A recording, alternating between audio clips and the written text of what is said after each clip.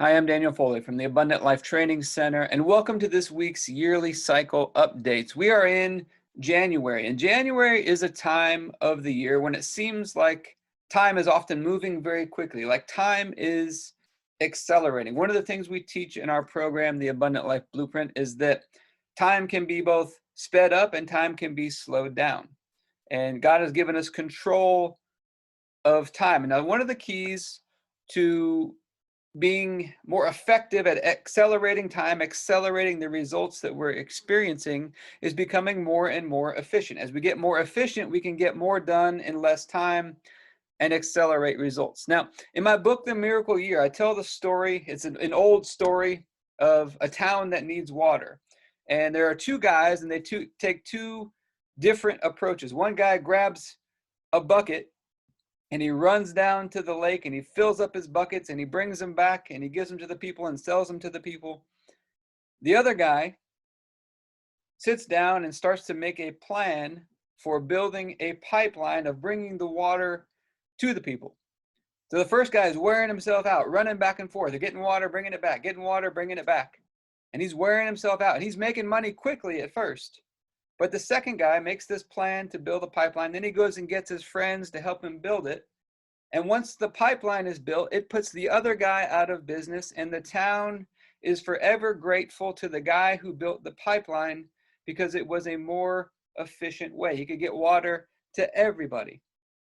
Now, recently inside of the Abundant Life Blueprint, we did an emotional checkup last week, and we talked about how God has placed this unlimited, this inexhaustible supply of everything we need on the inside of us. We talked about how what's inside of that supply, that's that source of living water. We talked about redigging the ancient wells. Jesus said that if we believe in him, that out of our innermost being, out of our heart, out of our belly, some of the translations say, would flow rivers of living water. He's talking about the Holy Spirit. We talked about how in the emotional checkup, that the fruit of the Spirit is what? Love and joy and peace and patience, kindness, goodness, gentleness, self-control. This is not our peace. This is not our joy. This is God's peace. This is God's joy. This is God's unlimited patience. We can create a pipeline in our lives that taps into this unlimited, this inexhaustible source that is full of what? It's full of God's energy. It's full of God's love. It's full of God's grace. It's full of God's power. It's full of his peace, his joy, his patience, his kindness, his goodness, his self-control. The Apostle Paul says, I worked harder than anybody. I was struggling, but it wasn't with my energy. It was with God's energy that so powerfully works in me.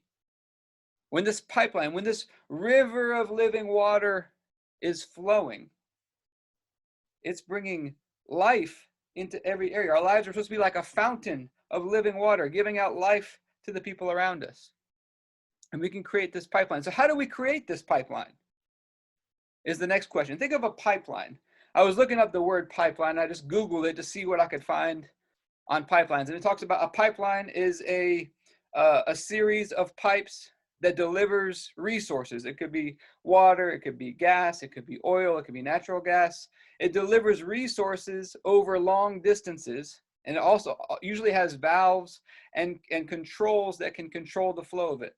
They also use the term pipeline in the software engineering world, where they build a sequence of commands, a sequence of orders in software programming that creates a pipeline. It creates a flow from one thing to the next.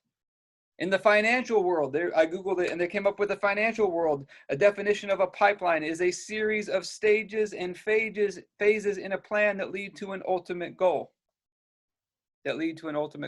So I think in our lives, recently I came across this verse. This is in the book of Romans. It says that God has predestined us.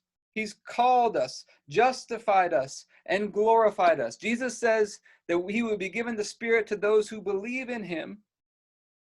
He would be giving those to the Spirit after he was glorified. So I think we also go through this progression to create this pipeline in our lives. I think we go through this 4-stage progression. Now, predestined, we've been talking a lot lately about this verse from the book of Timothy. It says that we've been called to a holy calling, not according to our works, but according to God's or his purpose and grace given to us in Christ Jesus before time ever began. God's got this living water. He's got this purpose, this grace, this source that we are supposed to tap into that has been there for us. It's got our purpose, helping us to fulfill God's purpose. It's got his peace, his joy, his power, his energy, his life, his beauty. It's got beautiful solutions to the problems we have. All are in that living water. All are in that source.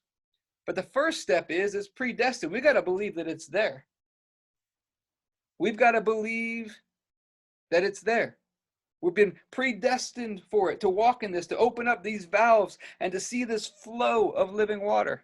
I believe the pipeline is already there, but God has given us the ability to turn on the valves, to turn on the control valves, to see this flow coming through to us. Now, the second step, we've been predestined. It's already there. And then we've been called. So we've been called to what? A holy calling according to God's purpose and grace. We've been called to a holy calling. So the question is, are we going to answer the call? If I call you on the phone, are you going to answer the call? This means saying yes to God's plan. It means saying yes to God's way of doing things. It means being willing to get started, to say yes to his plan. Often he will show us a glimpse, a vision for our lives. He'll show us steps to take. And the question becomes, are we going to take action on those things? Are we going to obey? We've all been, for example, commanded to forgive. But a lot of people who are even Christians and believers don't forgive.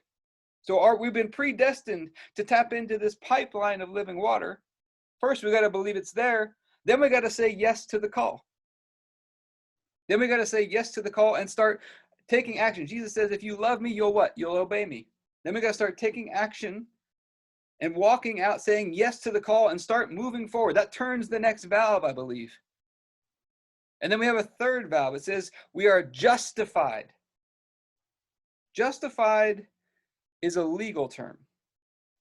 Justified is a legal term, meaning we're walking in the righteousness that we've been given by Jesus. And I think this stage, this is one of the harder ones for many people. I think it's at this stage of justification by faith. Justification by faith. I think this is the stage where we have to prove. How do we get justified? We prove that we trust in that source of living water. When it looks like I've answered the call, but I've obeyed and I'm doing what I'm supposed to be doing, but it looks like things are going in the wrong direction. It looks like I'm not seeing the breakthrough, like I'm not seeing the pipeline flow yet. I think there's one more valve that we have to get that opens the flow of all of this, and it comes rushing out of us like a fountain, and that is trust. When we walk in trust, how do I know that I'm trusting in God? I'm trusting his intentions for me. I'm trusting his timing. I'm trusting that he knows what he's doing, that he knows how to create solutions to the problems that I have better than I do. And I learn how to trust and I learn how to rest. When I stop trying to figure it out, I think one of the ways that we block the flow of this pipeline is we turn the control of it off. We turn that lever off by getting in the way. We try to figure everything out in our own strength. We try to force things to happen. We try to effort our way into having things happen. We have to learn, I think this last valve opens when we learn how to get out of the way and let God's grace and empowerment be the thing that carries us along, be the thing that creates the beautiful solutions in our life. And then that leads to what? Glorification. When that flow is coming through us, all of a sudden it transforms things in our life. When everything we're doing with grace and God's power, his energy, his love, his joy, his peace. When everything we're doing is full of that, it transforms the situations of our lives. And so I think that's the key to creating this pipeline. It's there already, but God's given us the controls to be able to turn on the flow of this thing. And we can go in and try to get it with a bucket and wear ourselves out, or we can simply tap into that pipeline that's already there. How do we do it? We believe it's there. We say yes to the call. We start taking action and walking out what he's called us to do. And then we continue to do that. When it looks like maybe things aren't going in the right direction, we learn how to rest and how to trust in that source, in that unlimited, that inexhaustible source that he put in us. Those rivers of living water flowing out of us. Rather than trying to do everything in our own strength, rather than trying to figure everything out, rather than trying to force things to happen.